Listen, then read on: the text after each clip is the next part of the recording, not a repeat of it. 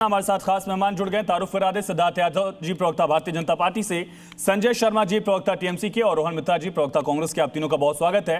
संजय जी, पहला सवाल आपसे ही। प्रधानमंत्री ने कई मुद्दों को लेकर हमला बोला है, पहली प्रतिक्रिया आपकी।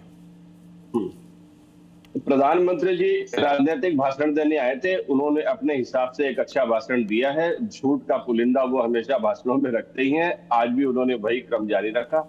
आज उन्होंने एक बात कही उत्तर कन्या की, पता नहीं ये उत्तर कन्या उनके जहन में कैसे आ गई। भारतीय राजनीति में विकास के जितने मॉडल्स हैं, उसमें दीदी का ये जो मॉडल है विकास का, उत्तर कन्या उसका एक साक्षी है, उसका एक स्मारक है, उसका एक स्तंभ है।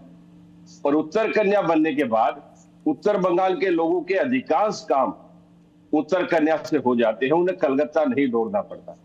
और कोलकाता हाईकोर्ट की सर्किट बेंच भी जलपाईगुड़ी जिले में प्रारंभ कर दी गई है।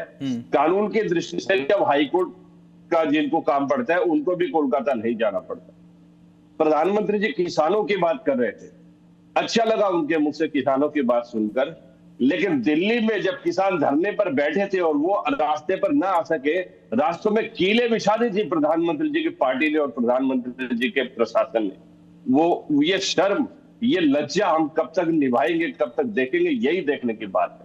और आज प्रधानमंत्री जी किसानों की बात करते हैं। प्रधानमंत्री जी ने प्रशासन के किसी भी मायने में यदि संवेदनशीलता दिखाई होती तो न किसानों को 700 किसानों को प्राणों की आहुति देनी पड़ती, न अन्य जो आंदोलनकारी हैं जिन्होंने समय समय पर आंदोलन किया है, न दक्षिण के किसानों को चूहे खाना पड़ता सरेआम। ये प्रधानमंत्री जी का मॉडल हम देख चुके हैं। बंगाल दीदी के मॉडल पर चलता है और दीदी का मॉडल एक प्रशंसनीय। आज एक बार फिर से प्रधानमंत्री ने अब तक ममता बनर्जी के नाम का जिक्र नहीं किया। पिछली बार भी जब संबोधन पीएम का हो रहा था, रैली हो रही थी, हमने देखा ममता दीदी का नाम नहीं लिया गया। क्या ये कोई स्ट्रेटेजी है कि बिना ममता बनर्जी का नाम लिए बंगाल सरकार को घेरना है? देखिए आयुष जी, ममता बनर्जी का नाम पश्चिम बंगाल में कोई सुनना नहीं चाह रहा और पश्चिम बंगाल की जनता अब सुशासन का नाम सुनना चाहती है। पश्चिम बंगाल की जनता विकास का नाम सुनना चाहती है। जो नाम सुनना चाहती है वही नाम सुनाया जाएगा। 15 साल से जिस काले काल में पश्चिम बंगाल को धकेल दिया गया और उसके बावजूद आप कहें कि वो नाम सुनाया जाता रहे, क्यों सुनाया जाए? अभी यहाँ पर दीदी का मॉडल बता रहे थे हमारे टीएमसी के प्रवक्ता। दीदी का मॉडल, ममता जी का मॉडल तो मालदा वाला मॉडल है और उस मालदा वाले मॉडल से पश्चिम बंगाल को बाहर निकालना है। पश्चिम बंगाल को चुनना है कि ममता जी का मालदा मॉडल चाहिए कि मोदी का मॉडल चाहिए। किसानों की बात करेंगे तो ये दिल्ली चले जाएंगे, तमिलनाडु चले जाएंगे। क्यों जाएंगे? चुनाव पश्चिम बंगाल में है भाई। 6 आलू के किसान आत्महत्या कर गए, प्रधानमंत्री जी उसका जिक्र कर रहे हैं और आप चाहते हैं कि उसकी कोई बात ना करे। आलू के किसान 2 रुपए किलो पे आलू बेचने को मजबूर है क्योंकि आपकी सरकार कोई कोल्ड स्टोरेज नहीं देती और आप चाहते हैं कि उस पर कोई बात ना करे। उत्तर बंगाल के लोग जो हर सुविधा से वंचित हैं, कोई पैसा आपकी सरकार नहीं देती, केवल 800 करोड़ रुपए उत्तर बंगाल के विकास के लिए देती है और 5000 करोड़ मौलानाओं के लिए देती है। आप चाहते हैं कि उस पर कोई बात ना करे। ममता बनर्जी का जो मॉडल है वो पश्चिम बंगाल के अंदर विनाश का मॉडल है और अब विनाश का नहीं, विकास का समय है। पश्चिम बंगाल परिवर्तन के लिए पूर्ण मन बना चुका है। पश्चिम बंगाल नए उदय के लिए पूर्ण मन बना चुका है और उस नए उदय, उस परिवर्तन के लिए पश्चिम बंगाल आगे बढ़ चुका है। ये बात अब तय है। विनोद अग्निहोत्री सर हमारे साथ जुड़ चुके हैं, वरिष्ठ पत्रकार, और साथ ही विवेक श्रीवास्तव जी लेफ्ट के लीडर भी हमारे साथ जुड़ चुके हैं। आप दोनों का बहुत स्वागत है। रोहन जी, लेकिन कांग्रेस कहां है इस लड़ाई में? प्रधानमंत्री की रैली हम देख रहे हैं, अमित शाह बंगाल में कैंप किए हुए हैं, ममता बनर्जी लगातार निशाना साध रही हैं। कांग्रेस इस लड़ाई में कहां है जो अपनी जमीन खोती जा रही है बंगाल की? नमस्कार। सबसे पहले तो मैं 2 चीज बोलना चाहता हूँ। आज से पहले आप जब भी मोदी जी, अमित शाह जी, जो भी बड़े बड़े दिग्गज बीजेपी के केंद्रीय नेतृत्व जो है, वो बंगाल में आके एक चीज बोलते थे कि बंगला सोनार बांग्ला छिलो, और वो बोलते थे कि 1977 साल तक बंगाल सोनार बांग्ला था। आज मैं पहली बार नोटिस किया कि मोदी जी ने बोला कि कांग्रेस, लेफ्ट, टीएमसी, तो तीनों पार्टी को उसने आज जोड़ दिया, क्योंकि उनके ये शब्द जब वो पहले बोलते थे तो हम लोग इसमें टिप्पणी करते थे। तो इसलिए मैं क्या हूं, ठीक है, तो इसलिए मैं बोलना चाहता हूं एक चीज कि अगर इंडिपेंडेंस की बात आप देखेंगे तो बंगला जो सोनार बांग्ला था उसमें तो कांग्रेस था, लेफ्ट फ्रंट था, आज टीएमसी था। तो किसने सोनार बांग्ला बनाया? आज मोदी जी खुद पागल हो गए क्योंकि मोदी जी ऐसा बोलते तो फिर बोलेंगे ठीक कि है, प्रधानमंत्री के लिए गरिमामय शब्दों के इस्तेमाल था। के साथ अपनी बात रखिए, प्रधानमंत्री हैं वो। हाँ जी ठीक है, मैं आप सेंस ऑफ ह्यूमर में देख लीजिए, मैं उनके ही सवाल ठीक है, कर रहा हूं, तो आपका क्या ह्यूमर मैं हर एक कोई सवाल समझ जाइए, किया। थोड़ा सा चैलेंज हो जाएगा रोहन जी, इसलिए मैं गुजारिश कर रहा हूँ आपसे। ठीक बाकी है, तो तमाम फिर मैं क्या गेस्ट ब्रिटिश से भी की मेरी गुजारिश है, गरिमामय शब्दों में अपनी बात चलिए, रखेंगे। मैं हाँ। माफ कर दीजिए, मैं पूछ रहा हूँ कि फिर ब्रिटिश के अंडर क्या सोनार बांग्ला था? क्योंकि इंडिपेंडेंस के बाद तो और कोई पार्टी बंगाल शासन नहीं किया था। तो 1977 तक कांग्रेस था, उसके बाद लेफ्ट फ्रंट था, उसके बाद टीएमसी था। तो ठीक है। ये बंगाल जो उन्होंने बोला कि बंगाल एक टाइम में बहुत अच्छा था, किसके अंडर में था? ये एक सवाल मेरा था। और दूसरा पॉइंट मैं तृणमूल को पूछना चाहता हूँ, उन्होंने पिसप का लेके सवाल उठाया है, बहुत अच्छा सवाल था, लेकिन मैं उनको उनका जो स्पोक्स पर्सन है उनको यही पूछना चाहता हूँ, बंगाल जो चावल में देश में नंबर 1 था, आज वो जगह हम लोग हार चुके हैं। आज हमारे बंगाल के फार्मर्स के एमएसपी देख लीजिए, वो सबसे नीचे में है। तो हमारे एग्रीकल्चर मिनिस्टर, हमारे चीफ चलिए ठीक है, मिनिस्टर, एक एक सवाल आपने कर रहे दोनों थे? मेहमानों से, दोनों दलों से पूछ लिया, हालांकि आपने मेरे सवाल का जवाब नहीं दिया, लेकिन विवेक श्रीवास्तव जी, मेरा सवाल आपसे था, कहां है बंगाल में आप लोग सर? केरल में तो चलिए ठीक है, लड़ाई दिख रही है, आखिरी खेला आप लोगों का बचा हुआ है, बंगाल में भी कोई वजूद बचा है वाम दलों का या खत्म हो गया है? सर अनम्यूट करिएगा विवेक जी अनम्यूट कर ली। हाँ बोलिए। हाँ देख, जब दुनिया में अमेरिका से फटकार पड़ती है तो वामपंथी देश ही नजर आते हैं। वामपंथ एक विचारधारा, आइडियोलॉजी है, इकोनॉमिक आइडियोलॉजी है, सोशियो इकोनॉमिक आइडियोलॉजी है, और वामपंथ कभी मरता नहीं है। सर जिन देशों का एग्जांपल आप दे रहे हैं वहां लोकतंत्र नहीं है। हाँ मैं उम्मीद कर रहा हूं कि आप ठीक है, इशारे और नजरों के हिसाब से बोल रहे होंगे, चुनावी राजनीति के हिसाब से नहीं बोल रहे। मैं जोड़ देता हूं, फ्रांस के अंदर जो डेमोक्रेटिकली इलेक्टेड लोग हैं वो वामपंथी सोच के हैं, ग्रीस के अंदर हैं वो वामपंथी सोच के हैं, इवन ईरानियन सेनेट के अंदर लेफ्टिस्ट हैं। तो आप मार्क्सवाद को मात्र राइट विंग इलेक्टोरल पॉलिटिक्स से मत जोड़िए सर। हमारा एजेंडा आरएसएस की तरह नहीं है कि शुरू हुए थे स्वदेशी जागरण मंच से और मोदी तक आते आते 100% एफडीआई में आ गए। ये वामपंथ है, सोशलिस्ट हैं तो हैं, वोट है तो ठीक है, नहीं है तो भी। बंगाल में आ जाते हैं, अब आ जाते हैं, बंगाल आते हैं, बंगाल पे आते हैं। आप सुनिए सर, बंगाल में देखिए बड़ी सीधी सी बात है, ऑनरेबल प्राइम मिनिस्टर की स्पीच थी, हम सभी सुन रहे थे। प्राइम मिनिस्टर को कोई फर्क नहीं पड़ता, 60 लाख वोटर नहीं है बंगाल में, प्राइम मिनिस्टर को कोई फर्क नहीं पड़ता। एसआईआर की प्रक्रिया बहुत पहले हो सकती थी, 1 साल पहले, 2 साल पहले, 2.5 साल पहले। ये इमरजेंसी ना होती कि डिस्क्रिपेंसीज हैं, वोट मतलब डेट जो है तारीख सर पे खड़ी है वोट देने की, तब तक डिस्क्रिपेंसी सॉल्व होगी नहीं सॉल्व होगी, ऑनरेबल प्राइम मिनिस्टर को फर्क नहीं पड़ता। क्या एक बार भी बीजेपी के प्रवक्ता यहाँ बैठ करके इलेक्शन कमीशन की इस कमी को और टाइमिंग को क्रिटिसाइज करेंगे? मैं चाहूंगा करें, लेकिन आज सिद्धार्थ यादव जो है वरिष्ठ advocate, he is a very learned man, but from an advocate is a transition to a person speaking in a rally.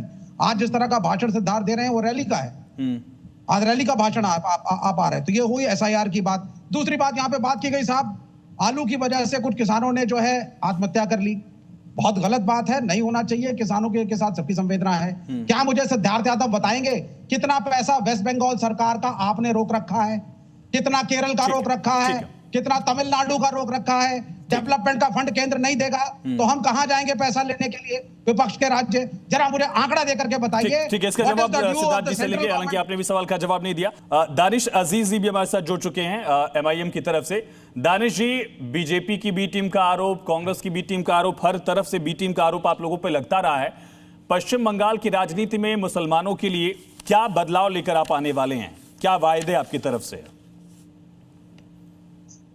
Sir बात रही बी टीम की, तो हमारा ऐसा है कि हम सबके मजनू बन चुके हैं और सब हमारे लैला बनकर घूम रहे हैं। चाहे तृणमूल कांग्रेस बोलिए, वो बोलते हैं हम बीजेपी की बी टीम है, बीजेपी बोलते हैं कि हम तृणमूल कांग्रेस की बी टीम है, कांग्रेस बोलती है हम इसके बी टीम है, उसके बी टीम है। लेकिन मसला यहाँ पे ये है, कोई क्लैरिफिकेशन के साथ ये प्रूफ नहीं कर सकता कि एमआईएम किसकी बी टीम है और किसकी ए टीम है। असल में ये सब लोग भारतीय जनता पार्टी के बी टीम होकर काम कर रहे हैं और एक नैरेटिव सेट करके एमआईएम को बदनाम करने की कोशिश कर रहे हैं। अब आते हैं आपकी दूसरी पॉइंट पे। सर दूसरी बात यह है कि पश्चिम बंगाल में आने वाले इलेक्शंस जो होने वाले हैं, हमने 5 सालों में जो काम किया जनता के लिए और जिस तरह का काम हम लोगों ने जनता के लिए किया, उम्मीद करते हैं जनता हमें नवाजेगी, हमने अभी हमारे लीडर बैरिस्टर असदुद्दीन अवैसी साहब ने कुछ दिनों पहले लिस्ट जारी किया और इलेक्शन लड़ने के लिए हमारा मूल उद्देश्य यही है कि हमें पश्चिम बंगाल में SC, ST, OBC माइनॉरिटीज जिनको लेकर लास्ट 15 सालों से तृणमूल कांग्रेस की सरकार और सेंट्रल में बैठी भारतीय जनता पार्टी की सरकार, एक तबका मिस कर गए, एक तबका मिस कर गए जो आपने तब भी मिस कर दिया था जब आरक्षण को लेकर, महिला आरक्षण को लेकर संसद में विधेयक आया था और तब भी 2 सांसदों ने जो क्रॉस वोट किया था वो आपके ही पार्टी की तरफ से क्रॉस वोट किया गया था। आज भी आप SC, ST, OBC की बात कर रहे हैं लेकिन महिलाओं का जिक्र नहीं किया। प्रधानमंत्री ने रैली में कहा कि अब इसको लेकर विशेष सत्र शुरू किया जा रहा है, इसको हम एग्जीक्यूट करेंगे। तब भी विरोध किया था, आज भी भूल जा रहे हैं आप। महिलाओं को लेकर कोई रणनीति नहीं है क्या, कोई मुद्दा नहीं है क्या आपके लिए? बात कर रहे हैं, हमने किसी विशेष महिला या किसी विशेष पुरुष की बात नहीं की है सर। तो अब आप इसको अगर अलग एंगल दे रहे तो वो आपका कंसर्न है सर। लेकिन मेरा मकसद यही है, हमारे लीडर, हमारे पार्टी का मकसद यही है कि हम SC, ST, OBC minorities, even backward classes के लोग जो जिनको समाज ने दबे कुचले आवाज में अपने जोर आवाज में दबे कुचले लोगों को दबा कर रख दिया, उसकी लड़ाई हम लोग लड़ रहे हैं पश्चिम बंगाल में और आने वाले दिनों में इसका पुरजोर जवाब मिलेगा। ठीक है रोहन जी, मेरा सवाल आपसे, आप लोग लगातार सवाल उठाते हैं कि ओवैसी की टीम बी टीम है, हुमायूं कबीर की टीम बी टीम है। ये आरोप आप पे भी लगाया जा सकता है कि आपके स्टेक्स बहुत कम है, आप ममता बनर्जी का साथ दीजिए बजाय कि आप अलग लड़िए, वाम दल अलग लड़ रहे हैं। ऐसा आरोप क्यों? देखिए सूर्यवंशी जी, मैं आपका पहला सवाल का जवाब देने का मौका नहीं मिला था, बट मैं बोलने वाला था। मेरा ये जो सवाल मैंने उस टाइम किया कि मोदी जी ने बोला कि इंडिपेंडेंस के बाद से उन्होंने कोई उसका जवाब मैं सिद्धार्थ जी से लूंगा। जो मेरा सवाल था, आपने कहा कि ओवैसी की टीम बी टीम में आप लोग लगातार आरोप लगाते रहते हैं, आपका भी बंगाल में स्टेक नहीं है क्या? आपको लगता नहीं है कि आप लोगों के चुनाव लड़ने से पश्चिम बंगाल में ममता बनर्जी का नुकसान हो सकता है? सूर्यवंशी जी, नहीं, मैं उत्तर देता हूँ। ओवैसी जी का फेस बंगाल में कौन है? हुमायूं कबीर जी है। तो हुमायूं कबीर को तो कोई हिंदू उनको नहीं लेगा ना। जो इंसान बोला है कि भागीरथी नदी में हम लोग हिंदू लोग को काट के फेंक देंगे, तो उनके वो तो रिजेक्ट हो ही चुका है। अगर ओवैसी जी सेक्युलर इंसान थे, वो जो उनके प्रवक्ता बोल रहे थे उनको SC, ST, OBC, तो क्या SC, ST, OBC ये हिंदू जात के अंदर नहीं था?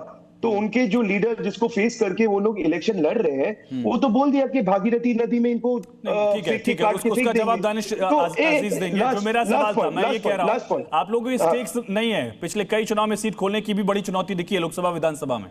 मैं ये कह रहा हूं कि वो आरोप आप पर भी लगा सकते हैं कि आपके भी स्टेक्स नहीं है। ये फैक्चुअल नहीं है। मैं फैक्चुअल पे आता हूं।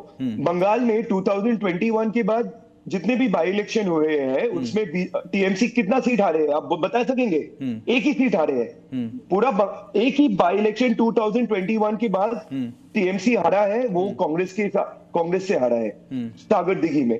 तो भाई, तो अगर आप बोल रहे हो कि हमारे कोई स्टेक नहीं है, ये तो आपका मतामत है। हमको पता है कि दिल्ली मीडिया यही सोचते हैं, लेकिन हम तो यही नहीं सोचते ना। रोहन जी, मैं ये कह रहा हूं उस हिसाब से दानिश जी भी कह सकते हैं कि हम भी बिहार में इतनी सीटें लेकर आए, हम भी इस राज्य में इतनी सीटें लेकर आए, महाराष्ट्र में हमने खाता लगातार अपना बरकरार रखा। मैं वो कह रहा हूं स्टेक्स बिहार में। ठीक है विनोद जी हमारे साथ कनेक्ट हो गए। विनोद सर, पश्चिम बंगाल के मुद्दे क्या है? प्रधानमंत्री के संबोधन से आपने भी सुना, चाहे वो करप्शन का मुद्दा हो, कानून व्यवस्था का मुद्दा हो, तो 2 मुद्दे जो हैं पीएम मोदी की तरफ से दोहराए गए हैं। क्या ये टेम्पो सेट करने की कोशिश है इस चुनाव से? विनोद सर, देखिए, पीएम मोदी ने कानून व्यवस्था और भ्रष्टाचार का मुद्दा जो उठाया है, तो निश्चित रूप से गवर्नेंस का मुद्दा है वो। और पिछले चुनाव से सबक लिया है भारतीय जनता पार्टी ने 2 बातों का। एक तो इस बार वो दीदी का नाम नहीं लेना पर ज्यादा जोर नहीं दे रहे हैं। ममता दीदी का नाम नहीं लेना है क्योंकि पिछली बार दीदी वाला बड़ा महंगा पड़ गया था भारतीय जनता पार्टी को और उनकी हार हो गई थी, वो एक मुद्दा बन गया था। दूसरा जो है हिंदू मुस्लिम का मुद्दा, इस बार ममता जी ने कुंद कर दिया है। उन्होंने जगन्नाथ मंदिर बनवा दिया, उन्होंने महाकाल मंदिर बनवा दिया, दुर्गा आंगन बनवा दिए। तो एक तरह से वो हिंदू विरोधी होने का आरोप उन्होंने वॉश आउट कर दिया। भाजपा इस बात को समझ रही है और भाजपा लगातार 2016 से लेकर 2021 तक वो जो है हिंदू मुस्लिम के मुद्दे को, ध्रुवीकरण के मुद्दे पर लड़ती रही, लेकिन उसको कामयाबी नहीं मिली है। इस बार वो ममता सरकार के प्रशासन को लेकर के उसमें गवर्नेंस का जो मुद्दा है उस पर फोकस कर रही है। मुझे लगता है वो स्ट्रेटजी उसकी ठीक है, लेकिन समस्या क्या है भारतीय जनता पार्टी के सामने कि जो भारतीय जनता पार्टी ने जिनको अपना चेहरा बनाया है, शुभेंदु अधिकारी को, जो ममता जी के खिलाफ भवानीपुर से भी चुनाव लड़ रहे हैं और नंदीग्राम से जो लड़ ही रहे हैं, वो पहले तृणमूल कांग्रेस के नेता थे और उनके ऊपर उस वक्त काफी आरोप खुद बीजेपी ने लगाए थे, बाद में वो बीजेपी में आ गए। तो अब उनको आप चेहरा बना के भ्रष्टाचार का मुद्दा उठाएंगे तो उस पर वो बात नहीं बनती है। हाँ, दिलीप घोष को अगर बनाते आगे करके तो शायद ज्यादा बेहतर होता। ये खैर पार्टी का अपना मामला है, वो तय करें, लेकिन मुझे लगता है एसआईआर का मुद्दे की जहां तक बात है, एसआईआर का मुद्दा देखिए सार्वजनिक विमर्श का मुद्दा है। चुनावी मुद्दा वो इसलिए नहीं बनता है कि जिनके वोट कट गए वो वोट डाल नहीं सकते और जिनके वोट हैं उनके लिए मुद्दा नहीं है। लेकिन ममता बनर्जी ने इस मुद्दे को इतना ज्यादा बड़ा मुद्दा बना दिया पब्लिक डिस्कोर्स में कि दूसरे मुद्दे जो है वो दब गए। इसीलिए आज प्रधानमंत्री जी ने गवर्नेंस का मुद्दा, भ्रष्टाचार का मुद्दा और कानून व्यवस्था का मुद्दा उठाया है, ताकि वो चाहते हैं कि एसआईआर के मुद्दे पर फिर से ये मुद्दे सामने आए। तो ममता जी ने जो है एसआईआर के मुद्दे को सबसे आगे कर दिया है और कहीं ना कहीं उनको जिन परिवारों में मान लीजिए 10 वोटर हैं, वहां अगर दोनों के वोट कट गए और ममता जी वो लड़ाई लड़ रही हैं तो थोड़ा सहानुभूति भी उनको मिल सकती है, ऐसी उनको उम्मीद भी है। ठीक है, मेरा सवाल संजय जी आपसे है। ममता दीदी की तरफ से स्टेटमेंट दिया गया कि जहां देखो मुस्लिम का नाम वहां वोट काट दो, नाम काट दो। ऐसा कैसे आप लोगों को लग रहा है कि मुस्लिमों का ही नाम कटा है, या कहां से डिटेल सामने आई आप लोगों के पास? नहीं, एक चीज मैं स्पष्ट कर दूं, नाम जो कटे वो सभी लोगों के कटे, इन्होंने किसी को नहीं छोड़ा। भाजपा प्रायोजित चुनाव आयोग ने किसी को नहीं छोड़ा। हिंदू, मुस्लिम, सिख, ईसाई सबके नाम काटे हैं, जी भर के काटे। जहां जहां इनको लगता है कि यहाँ से तृणमूल को वोट जा सकता है, इन्होंने नाम काटे। मुस्लिम एरिया में काफी सीटों पर अनगिनत नाम इन्होंने काट दिए और दूसरी जगहों पे भी जहां मुस्लिम है उनके नाम काटे। तो ये दीदी ने ये स्टेटमेंट कर दिया फिर कि मुस्लिम वोट काटे जा रहे हैं। ये सबके नाम काटे हैं। वहां जहां दीदी की मीटिंग थी वहां मुस्लिम शायद बहुतायत में है, इसलिए दीदी ने कहा कि इस सीट में तो खासकर ऐसा हुआ। और ये इनका चैनल चलता है, इनका सिस्टम चलता है। चुनाव आयोग को जिस तरीके से इन्होंने ब्लैंकेट प्रोटेक्शन देकर एक अपना आदमी बैठा दिया और मनमाना काम कर रहे हैं, इनसे यही अपेक्षा थी। और यदि सुप्रीम कोर्ट यदि बीच में नहीं आता, हालात बहुत गंभीर हो सकते थे। सुप्रीम कोर्ट ने बीच में आकर काफी सारी हमारी बातें सुनी। न्यायिक अधिकारी अब प्रक्रिया की सुप्रीम कोर्ट जांच ने यह भी करें, कहा कि धीरे-धीरे- नेवर सीन सच ए पोलराइज्ड स्टेट। ये टिप्पणी आपको याद होगी मालदा मामले को लेकर, ये अब तक की सबसे वजनी टिप्पणी अगर कहा जाए।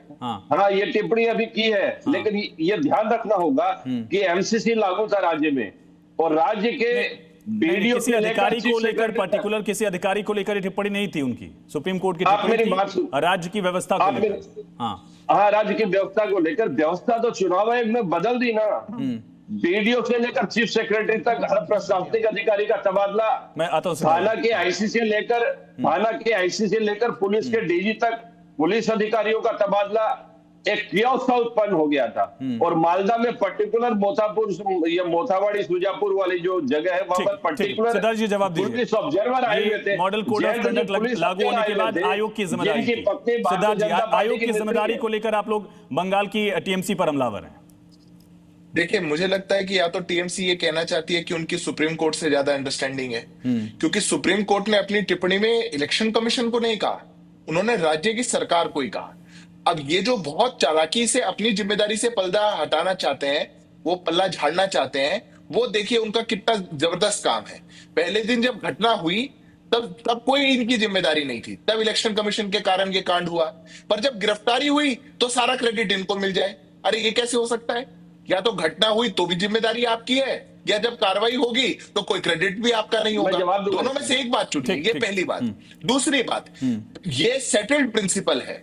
इलेक्शन कमीशन केवल सुपरवाइजरी रोल में है, उसके पास केवल सुपरवाइजरी पावर है, ताकि लेवल प्लेइंग फील्ड रहे। इसके लिए सुप्रीम कोर्ट की अनेक जजमेंट्स हैं, MC Mehta, MS Gill versus union of India, TN session versus union of India. ये सुप्रीम कोर्ट की क्या पावर्स हैं? आप राज्य सरकार हैं, लॉ एंड ऑर्डर आपका विषय है। ममता बनर्जी आज भी प्रदेश की गृह मंत्री, प्रदेश की मुख्यमंत्री हैं। आप तनख्वाह ले रही हैं, आप कुर्सी पे बैठी हैं, और जिम्मेदारी आएगी तो पल्ला झाड़ के चली जाएंगी। ऐसे नहीं चलता है प्रदेश। आपने लगातार एक सुनियोजित तरीके से पश्चिम बंगाल को इस प्रकार की हिंसा की घटनाओं में धकेल दिया। उससे पहले जब संदेश खाली हुआ, मुर्शिदाबाद हुआ, तब किसकी जिम्मेदारी थी? जब सीबीआई की टीम पर हमला हुआ तब किसकी जिम्मेदारी थी? जब हमारे नेताओं पर नड्डा जी के कॉन्वॉय पर हमला हुआ तब किसकी जिम्मेदारी थी? पर आपने स्थिति ऐसी बना दी कि पश्चिम बंगाल में अब हिंसा नॉर्मल हो चुकी है। ममता और वायलेंस ये प्राय हो चुके हैं एक दूसरे के। ये जो तुष्टीकरण की राजनीति है, आज मैं आयुष जी बड़ी जिम्मेदारी के साथ कहता हूं, पश्चिम बंगाल को जो चुनना है, पश्चिम बंगाल की जो लड़ाई है, ये बंगाली वर्सेस बंगाली की लड़ाई है। ये ममता बनर्जी बाहर से आए हुए घुसपैठियों का साथ दे करके पश्चिम बंगाल को गर्त में धकेलना चाहती हैं। और जो कम्युनिस्ट हमारे विवेक जी, हमारे मित्र बैठे हुए हैं यहाँ पर, अरे एक शब्द तो इनके खिलाफ बोल लीजिए। ये मत भूलिए कि चुनाव इनके खिलाफ लड़ रहे हैं आप। ये भूल गए हैं, इसीलिए अब आप फ्रांस और ईरान में बचे हैं। आपके हिसाब से देश में नहीं बचे हैं। मैं तो विवेक जी में आता हूं। रोहन जी, मेरा सवाल आपसे, क्या कानून व्यवस्था का मुद्दा पश्चिम बंगाल का सबसे बड़ा मुद्दा कांग्रेस के लिए भी है? क्योंकि अधीर रंजन चौधरी के ऊपर भी हमला हुआ, इस तरह का आरोप उन्होंने खुद ही लगाया। रोहन जी, ये आरोप नहीं है, ये आपके सामने विजुअल्स है सर। ये कोई आरोप नहीं है। ये बीजेपी के आने से बहुत पहले 2016 साल से ये लड़ाई कांग्रेस ही लड़ रहे थे। मेरे मीडिया दोस्तों, आपके दिल्ली वाले सब सोचते हैं कांग्रेस, क्योंकि इंडिया अलायंस जब होता है दिल्ली में, तब ममता जी आके सोनिया जी और राहुल जी के बगल में बैठ जाते हैं, तो तकलीफ शायद होता ही है, तो ठीक है। बट बंगाल में सर, आप विवेक जी हैं हमारे साथ, 2016 में या 2021 में हम लोग तृणमूल के खिलाफ हम लोग ही लड़ाई लड़ रहे थे, इसमें कोई दोहरा ही नहीं है। हम लोग कभी तृणमूल के साथ थे ही नहीं। हम लोग तो आज भी तृणमूल के खिलाफ 294 सीट में लड़ रहे हैं सर। आप लोग मुद्दे बना देते हो कि बीजेपी के, कि पोलराइजेशन आ जाते हैं। जब वकाफ का लेके हमला हुआ तो उस दिन फ्राइडे को नमाज के बाद, तब भी तो बंगाल एडमिनिस्ट्रेशन तृणमूल के हाथ में था, तो वो लॉ एंड ऑर्डर सिचुएशन था। उस दिन भी मुर्शिदाबाद में तृणमूल ने ब्लेम कर दिया कि कांग्रेस मुर्शिदाबाद में फिर जग गया है। मालदा वाला एपिसोड के बाद भी बोल दिया गया है कि ये जो एपिसोड हुआ था ये कांग्रेस ने कराया है। अरे कांग्रेस, एक तरफ आप बोलोगे कांग्रेस साइन बोर्ड है, एक तरफ बोलोगे जब भी कुछ मालदा मुर्शिदाबाद में घटना घटता है तब आप बोलोगे कांग्रेस। तो कांग्रेस लड़ाई टीएमसी के साथ ही लड़ रहे हैं। हम लोग बीजेपी को बोल रहे हैं कि बीजेपी बंगाल का नैरेटिव में नहीं है। वो लोग, जैसे विवेक जी ने बोला कि वो लोग लेके आते, विनोद जी ने बोला शुभेंदु अधिकारी कौन था भैया? नारदा का वीडियो तो टीएमसी बीजेपी का ऑफिस से निकला है, तो उसको अभी आप फेस करके बना रहे हो, तो कैसे परिवर्तन का बात बोल रहे हो? ठीक है विनोद सर, क्या बड़ा मुद्दा है? तुष्टीकरण वाला मुद्दा बीजेपी के लिए, कानून व्यवस्था वाला मुद्दा? तुष्टीकरण का जिक्र बीजेपी भले न कर रही हो, लेकिन उसको लेकर निशाना तो साधा ही जा रहा है इस बार भी चुनावी रैलियों में, भले पीएम ने अब तक नहीं कहा है। विनोद सर, तुष्टीकरण तो बीजेपी का सतत मुद्दा है। देखिए, तुष्टीकरण तो बीजेपी का शाश्वत मुद्दा है। वो तो बंगाल में तृणमूल के खिलाफ, और जब घुसपैठियों का जिक्र पीएम करते हैं तो क्या वो अपने आप तुष्टीकरण के मुद्दे से जुड़ता है या नहीं जुड़ता है? विनोद सर, नहीं, क्या सवाल? तुष्टीकरण का जब मुद्दा पीएम कहते हैं तो वो तुष्टीकरण से जुड़ता है या नहीं जुड़ता है, प्रत्याशित अप्रत्याशित तौर पर? नहीं, मैं कह तो रहा हूं, तुष्टीकरण तो बीजेपी का आज से नहीं है। ये शब्द ही अडवाणी जी का दिया हुआ है, तुष्टीकरण 90 के दौर में। और तुष्टीकरण तो उनका शाश्वत मुद्दा है। तो वो तो हर जगह जहां बीजेपी चुनाव लड़ेगी और अपने विरोधी, खासकर जो सेकुलर पार्टियां हैं, उनको तुष्टीकरण का आरोप लगाती है। लेकिन अभी जैसे चुनाव आयोग की बात हो रही थी, मैं उस पर एक चीज जोड़ना चाह रहा था कि देखिए, चुनाव आयोग जब मॉडल कोड ऑफ कंडक्ट लागू होता है तो सारा जो चुनाव की प्रक्रिया है वो चुनाव आयोग के अधीन होती है। लॉ एंड ऑर्डर जो होता है वो स्थानीय प्रशासन के अधीन होता है, और लॉ एंड ऑर्डर की समस्या अगर कोई होती है तो स्थानीय अधिकारी ही निपटते हैं। लेकिन उसमें कैच ये है कि अधिकारियों को दंडित करने का, हटाने का और नियुक्त करने का अधिकार सरकार के पास नहीं है इस समय। अगर राज्य सरकार किसी को हटाना चाहे तो नहीं हटा सकती, वो चुनाव आयोग ही हटा सकता है। यह एक पेच है। कानून का डंडा चलाने का काम राज्य सरकार का, लेकिन हटाने और उसको करने का काम जो है वो चुनाव आयोग का है। इसलिए यह मामला फंस जाता है। मालदा जैसी घटना अगर होगी तो जिम्मेदारी उसको रोकने की स्थानीय प्रशासन की है, लेकिन अधिकारियों पर कार्यवाही जो जिम्मेदार है, ये जिम्मेदारी चुनाव आयोग की होगी। ममता बनर्जी किसी अधिकारी को हटा नहीं सकती हैं, ना नियुक्त कर सकती है जब तक एमसीसी लागू है। दानिश जी, मेरा सवाल आपसे, आपके सहयोगी हुमायूं कबीर ने कहा कि हम किंग मेकर है, हमारे बिना इस बार सरकार नहीं बनेगी। तो किसके लिए किंग मेकर आप? टीएमसी के लिए, बीजेपी के लिए, कांग्रेस के लिए, वाम दलों के लिए, किसके किंग मेकर? देखिए सर, मैं आपकी सवालों के जवाब देने से पहले दो बात बोलना चाहता हूँ। रोहन मित्रा सर जब लाइन में थे, उन्होंने हमारे प्रेसिडेंट साहब को भी टारगेट किया और बहुत सारी बातें बोली, लेकिन उसी बीच में रोहन मित्रा जी एक बात बताना भूल गए कि जिस तरह 2016 में और 2021 में वाम और कांग्रेस मिलकर बीजेपी को रोकने के लिए जो झूठा एक प्रोपेगेंडा चलाते हैं ये लोग, इस साल ये लोग नहीं चला। इस साल इन्होंने अपना ट्रैक ही चेंज कर दिया। दोनों इन्होंने, हम लोगों ने कांग्रेस को और सीपीएम को बारंबार बोला कि आइए मिलकर बीजेपी और तृणमूल को हराने के लिए साथ बनाते हैं, एक अच्छा गठबंधन बनाते हैं, साथ मिलकर लड़ते हैं, लेकिन इनका कहना है कि हम आप लोगों के साथ नहीं जाएंगे। तो इससे ये साफ पता चलता है सर जी कि ये लोग कांग्रेस जो है, कांग्रेस भारतीय जनता पार्टी को जिताने के लिए पूरे 294 सीटों में अपनी कैंडिडेट उतारकर बीजेपी का रास्ता आसान कर रही है। तृणमूल कांग्रेस का ठीक है, बहुत छोटा सा सवाल इसी पर रोहन जी आपसे, उसके बाद मैं विवेक सर के पास जाऊंगा। रोहन जी, 60 से ज्यादा मुस्लिम कैंडिडेट आपने दिए हैं, यानी सबसे ज्यादा बड़े दलों में मुस्लिम प्रत्याशी जो है वो आपकी तरफ से दिए गए हैं। क्या ये टीएमसी के लिए चुनौती नहीं पैदा करेगा? सर हम लोग बहुत छोटा सा, जो दानिश जी ने कहा उसी का जवाब बहुत छोटा सा। हाँ, मैं दानिश जी का जवाब देता हूँ। मैंने तो स्टार्टिंग ही यही किया ना, एआईएमएम किसके साथ अलायंस किया है? हमने अलायंस ये लोग के साथ कैसे करेंगे जब हुमायूं कबीर इनका फेस है? ये तो सिस्टम में ही नहीं थे हम लोग के लिए। आप सर हुमायूं कबीर का बात आप लोग कभी सुने होंगे तो पता नहीं है, जो इंसान 2024 में खत्म कर दी कांग्रेस 2024 में जो इंसान सदी में हिंदू लोग को तो फेंक दूंगा, उसके साथ आप लोग कैसे अलायंस करते हो? मेरा सवाल, अगर आप 60 से ज्यादा मुस्लिम प्रत्याशी दे रहे हैं, टीएमसी की चुनौती बढ़ेगी नहीं बढ़ेगी आपसे? सर हम लोग 30% जो बंगाल का पॉपुलेशन है उसमें ही उतना ही दिए हैं हम। 30% बंगाल में जो मुस्लिम पॉपुलेशन है उसके आप देखिएगा तो 80 मुस्लिम रिप्रेजेंटेशन आपकी तरफ से आता है हर बार की तरह। हमने सिद्धार्थ जी, सबसे बड़ी आबादी 30%, लगभग 27 से 30%, एक भी कैंडिडेट अब तक नहीं। सबसे बड़ी आबादी कैसे हुई? 30% सबसे बड़ी आबादी कैसे हो सकती है? नहीं समस्या ये है अंकुर जी कि ये जितनी पार्टियां हैं ये उसी वोट बैंक के पीछे भागना चाहती हैं। ये सोचती हैं कि 45% ले, उस 45% 48% में 30% एक विशेष वोट बैंक आ जाए, बाकी 12-15% जहां से आ जाए वहां से आ जाए। क्यों लड़ रहे हैं आपस में एमआईएम वाले, टीएमसी वाले क्यों दिख रहे हैं? मालदा में ही ऐसा क्यों हुआ? अभी टीएमसी के प्रवक्ता आपके शो पर बैठे बैठे एक बड़ी बात बोल गए। वो शब्द आजकल हमारे लिए नॉर्मल हो गए, इसलिए हम लोग आपत्ति दर्ज नहीं करते। उन्होंने कहा मुस्लिम इलाकों में, मुस्लिम इलाके क्या होते हैं? कौन से होते हैं मुस्लिम इलाके? What are Muslim areas? ये भारत एक संप्रभु देश है, पर जैसे पश्चिम बंगाल का मॉडल है, ये जो मालदा वाला ममता बनर्जी का मॉडल है, जहां पर घुसपैठियों को लाला के इलाकों में बना दो, घेटोस बना दो, इलाकों को मिनी पाकिस्तान बुलाने लगे हैं लोग। यहाँ पर इलाके ऐसे बन चुके हैं जहां पर कोई जा नहीं सकता, और जहां पर ऐसा हो वहीं पे अपनी वोट बैंक की रोटी सेको। हम वोट बैंक वाले नहीं हैं अंकुश जी। हम हो सकता है कि कम वोट पाए, हम हो सकता है सरकार ना बनाए, हम हो सकता है कि सत्ता से दूर रहें, पर हम वोट बैंक के लिए घुटने नहीं टेकते। और ये जो हमारा प्रिंसिपल है, इसने हो सकता है हमको सत्ता में आने में देरी जरूर दी हो, पर अंततः सत्य की जीत होती है। हम पिछली बार 377 सीट पे आए थे, इस बार हम 77 से बढ़ के पूर्ण बहुमत की सरकार बनाएंगे। और सत्य की जीत, जो बंगाल का कल्चर है, जो बंगाली कल्चर है, बंगाल के लोगों की जो आवाज है, उसको उठाएंगे। ये जो झूठे घुसपैठियों को लाकर के हाथ टिका दिया है, उनको बाहर बताएंगे। ठीक है संजय जी, घुसपैठिया आपके लिए मुद्दा है नहीं है? देखिए, मैं आपको एक एक करके जवाब देता हूं। 2-3 बातें। इन्होंने कहा मुस्लिम प्रार्थियों के लिए बात की। मैंने मुस्लिम इलाका जो कहा था, मेरा मतलब था मुस्लिम बहुल इलाका। एक नंबर 2, इन्होंने कैंडिडेट की बात की। इन्होंने इस बार मुस्लिम कैंडिडेट नहीं दिए।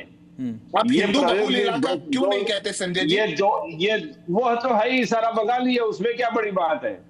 और 2021 में इन्होंने 2021 में इन्होंने सारा बंगाल है, पर 2021 में इन्होंने मुस्लिम इलाका है 2000। अरे सुनिए ना, हाईकोर्ट के वकील हैं आप, थोड़ी हमारी बात भी सुना कीजिए।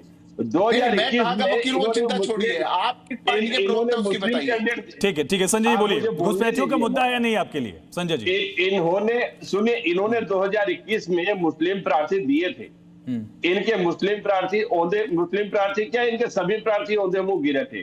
इस बार इन्होंने अपनी स्ट्रेटेजी चेंज की, हुमायूं कबीर जैसे लोगों को स्पॉन्सर करके ये वहां से मुस्लिम वोटों में अपना कुछ तो क्या करे बीजेपी? कह दे कि हुमायूं कबीर चुनाव नहीं लड़ सकते इस देश में, क्या करे बीजेपी हुमायूं कबीर? नहीं लड़ सकते, बीजेपी बिल्कुल पैसा दे, और ये तो बात स्पष्ट हो चुकी है और बंगाल की जनता जानती है। जहां तक ये घुसपैठ की बात करते हैं, आज इतने साल में बताए ना, नरेंद्र मोदी जी की सरकार ने कितने बांग्लादेशी घुसपैठियों को निकाला, आंकड़े मांगे ना इनसे। मनमोहन सिंह जी की सरकार ने छोटा सा जवाब। सिद्धार्थ जी बहुत छोटा सा जवाब, फिर लास्ट कमेंट विवेक जी से बताइए। सिद्धार्थ जी घुसपैठी कितने बार जी, आपने अंकुर जी एक प्रश्न पूछा इनसे कि घुसपैठ आपके लिए मुद्दा है कि नहीं है? जो ममता बनर्जी 2004 में लोकसभा में खड़े होकर के 2 वोटर लिस्ट दिखाती थी और कहती थी ये बांग्लादेश की वोटर लिस्ट है और ये पश्चिम बंगाल की वोटर लिस्ट है और ये दोनों सेम है, और इस्तीफा देकर के आ गई थी। ठीक है, वक्त थोड़ा सा कम है, बारी बारी से बात करते हैं। विवेक श्रीवास्तव सर, विवेक जी, वाम दल कितनी सीटें लेकर आने वाले हैं, आपको लगता क्या है? हालांकि अभी बहुत शुरुआती दौर है, फिर भी कितना दावा है अभी? सरकार बनाएंगे। ये बंगाल में केरल को लेकर सवाल नहीं पूछा मैंने, बंगाल को लेकर ठीक लगा लीजिए थोड़ा विवेक जी, 2-4% बोले तो भी समझ में आए। अगर कोई भी पार्टी इंडिपेंडेंट लड़ रही है तो वो आपको एक पॉजिटिव जवाब ही देगी, ये एक बात होगी। सर यहाँ पे टीएमसी के साथ मिलकर सरकार बनाएंगे। टीएमसी के साथ वामपंथ कभी नहीं जाता सर, आपको एबीसी पॉलिटिक्स के नहीं मालूम है, बहुत छोटे हो, पहले सीखो। वाम सरकार बनाने वाले हैं। ठीक, के साथ नहीं, जो हिंदुओं को पोलराइज कर रहे हो ना, ये बाबरी मस्जिद वाले को समर्थन दे करके और बीजेपी को समर्थन देने के लिए आपके नेता बिहार में, आपके नेता ही ने। ठीक है विनोद सर, बहुत छोटा सा सवाल आपसे और वक्त भी कम है, ये बाइपोलर इलेक्शन है या मल्टीपोलर है? विनोद सर बहुत छोटा सा सवाल, बहुत छोटा जवाब। विनोद सर और बीजेपी को जिताया। विनोद सर ठीक है, हो गया। देखिए समर्थन मैदान में तो चतुष्कोणीय चुनाव है, लेकिन व्यवहारिक रूप से ये बाइपोलर इलेक्शन है।